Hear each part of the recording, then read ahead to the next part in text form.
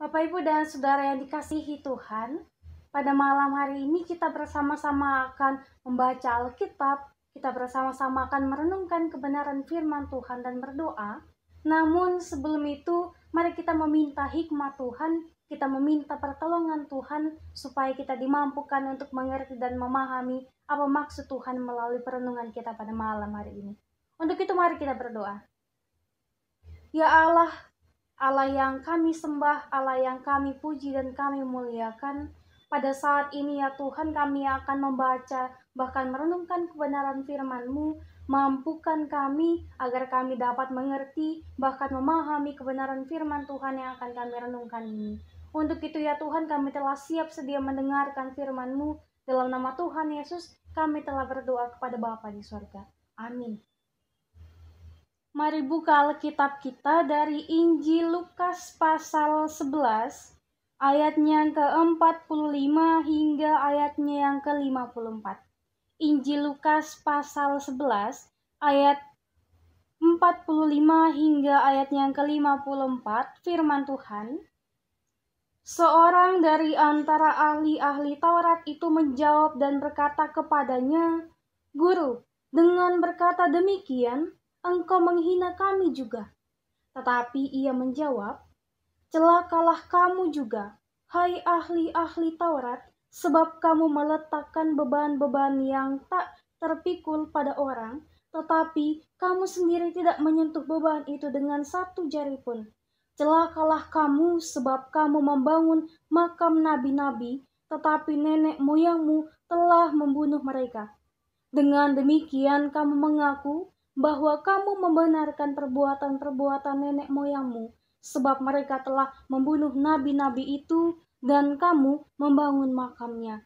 Sebab itu hikmat Allah berkata, Aku akan mengutus kepada mereka nabi-nabi dan rasul-rasul, dan separuh dari antara nabi-nabi dan rasul-rasul itu akan mereka bunuh dengan mereka aniaya, supaya dari angkatan ini dituntut darah semua nabi yang telah tertumpah sejak dunia dijadikan, mulai dari darah Habel sampai kepada darah Sakaria yang telah dibunuh di antara mezbah dan rumah Allah.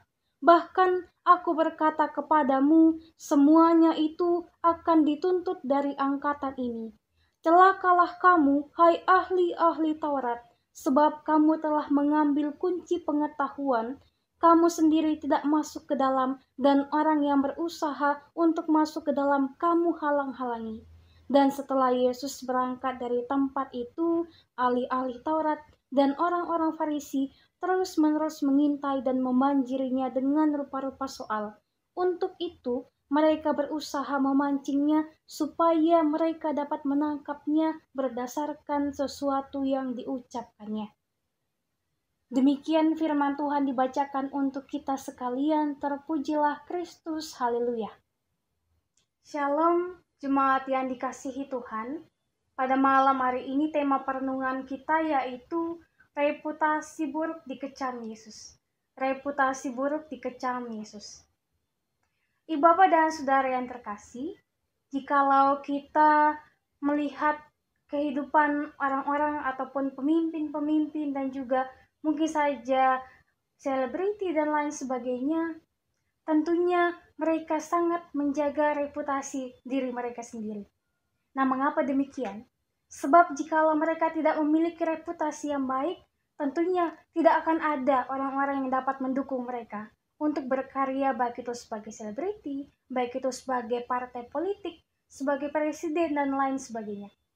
Tentunya setiap pemimpin-pemimpin ini mengingini reputasi yang baik agar setiap pengikut-pengikutnya dapat mengikuti dia seterusnya ataupun mengikuti dia dengan jangka waktu yang lama. Nah, demikian pula dari bacaan kita pada malam hari ini, kita melihat bahwa kehidupan ahli-ahli Taurat ini sangat dikecam oleh Yesus. Nah, bagaimana mungkin Tuhan Yesus mengecam kehidupan para ahli-ahli Taurat? Sedangkan yang kita ketahui bersama bahwa tugas ataupun ahli-ahli Taurat ini adalah seseorang yang tentunya sangat menguasai kitab ataupun Alkitab dan juga kitab-kitab Taurat ini. Nah, bagaimana mungkin Tuhan Yesus mengecam kehidupan mereka? Nah, dari bacaan kita malam hari ini kita pun mengetahui bahwa Yesus mengecam kehidupan orang-orang Farisi ini ataupun para ahli-ahli Taurat ini karena mereka menghalang-halangi orang-orang untuk dapat mengutarakan apa yang menjadi kebenaran firman Allah. Nah, mengapa demikian? Sebab mereka mengingini reputasi yang baik, mereka tidak mengingini ada seseorang yang mengalahkan mereka. Mereka menganggap bahwa dengan kehadiran Tuhan Yesus, maka reputasi mereka dapat terancam. Sebab mereka tidak mengimani bahwa Tuhan Yesus adalah Mesias yang telah diutus oleh Allah ke dalam dunia ini. Itu sebabnya ketika orang-orang yang mulai percaya bahwa Yesus adalah anak Allah yang telah diutus menjadi Mesias, menjadi penyelamat ini, setiap orang-orang Farisi ini ataupun setiap ahli-ahli Taurat berusaha untuk menjatuhkan Tuhan Yesus.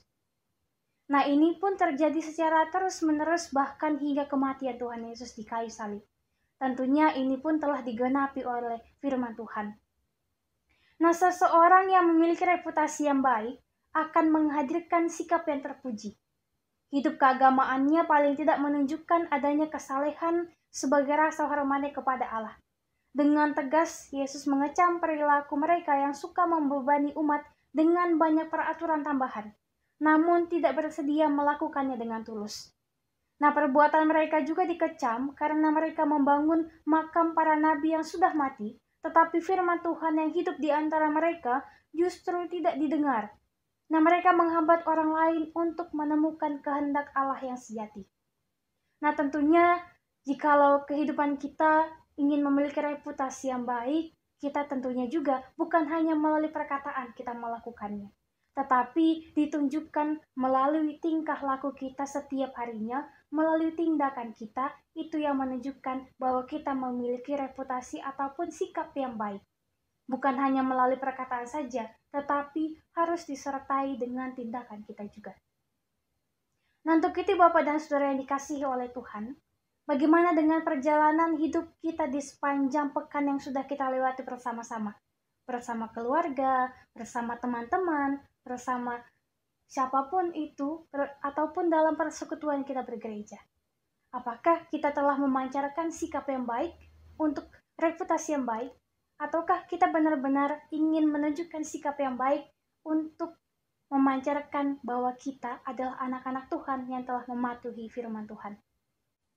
Ketika mengingini reputasi yang baik, harus diselingi dengan tindakan. Itu adalah salah satu hal yang tidak dapat dipisahkan. Untuk itu, dalam sikap kita mungkin dalam pekerjaan kita, dalam aktivitas kita sehari-harinya, dalam pendidikan, bahkan dalam kehidupan bergereja, dalam jemaat, dalam persekutuan-persekutuan, marilah kita membawa diri kita menunjukkan reputasi ataupun menunjukkan sikap kita yang baik. Bukan hanya untuk dipuji saja, bukan hanya untuk menyenangkan hati manusia tertentu saja, tetapi mari kita berbuat baik, kita berlaku dengan baik untuk menyenangkan hati Tuhan. Bukan untuk dipuji oleh manusia saja, tetapi untuk menyenangkan hati Tuhan. Sebab kalau kita terlalu ingin dipuji oleh manusia, dapat berujung dengan kekecewaan. Tetapi jikalau kita ingin menghadirkan sesuatu yang baik untuk menyenangkan hati Allah, maka tentulah Allah pun akan berlaku demikian bagi kita sekalian. Nah, adakah perilaku kita dalam keseharian kita mungkin saja kita telah menunjukkan reputasi yang buruk karena kita tidak mengandalkan Tuhan dan juga firman-Nya.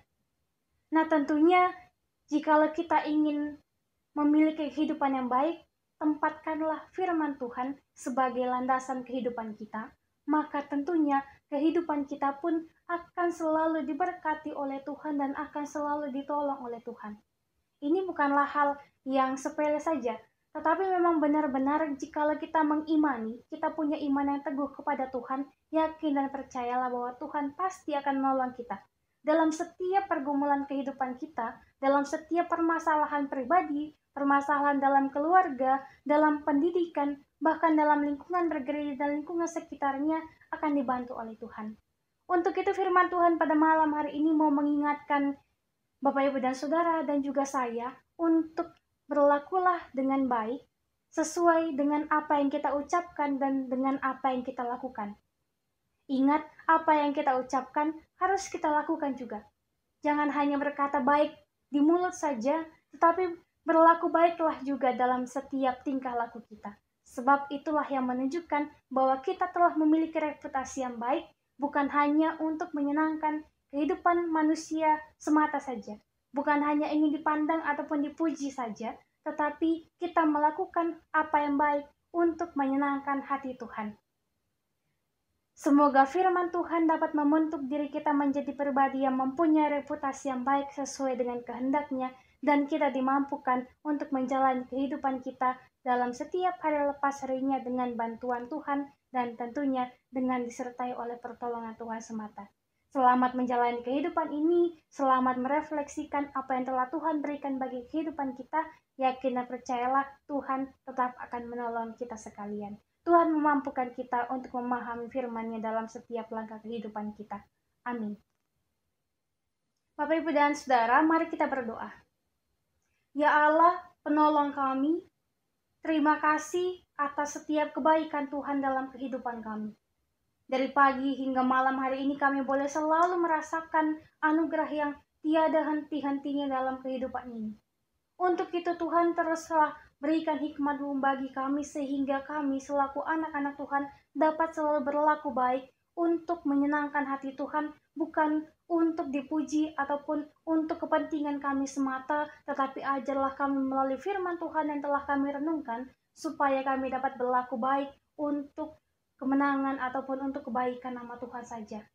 Untuk itu ya Tuhan, sertai kami, lingkupi kami sehingga kami dimampukan untuk melawan setiap godaan-godaan yang ada, untuk melawan setiap permasalahan-permasalahan yang ada di hadapan kami, sehingga kami dimampukan untuk melalui semuanya itu.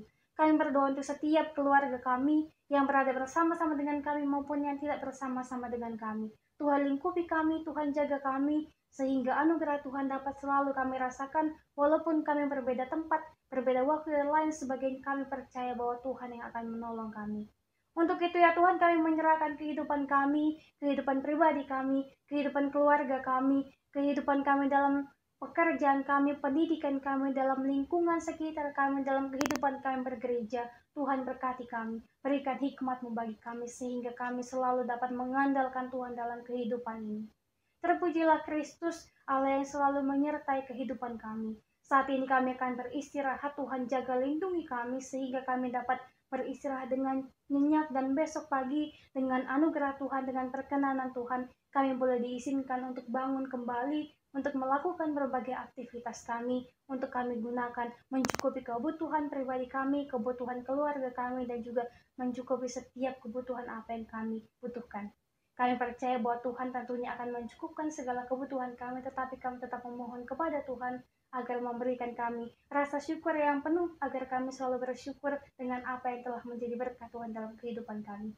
Jikalau ada kami yang dalam kelemahan tubuh, Tuhan berkati, sehingga kami boleh diberikan kekuatan dan juga kesehatan untuk dapat kembali pulih. Ini kami ya Tuhan, ini syukur kami, ini permohonan kami, dengar dan sempurnakan doa kami. Dalam nama Tuhan Yesus kami telah berdoa dan mengucap syukur hanya kepada Bapa di surga. Amin.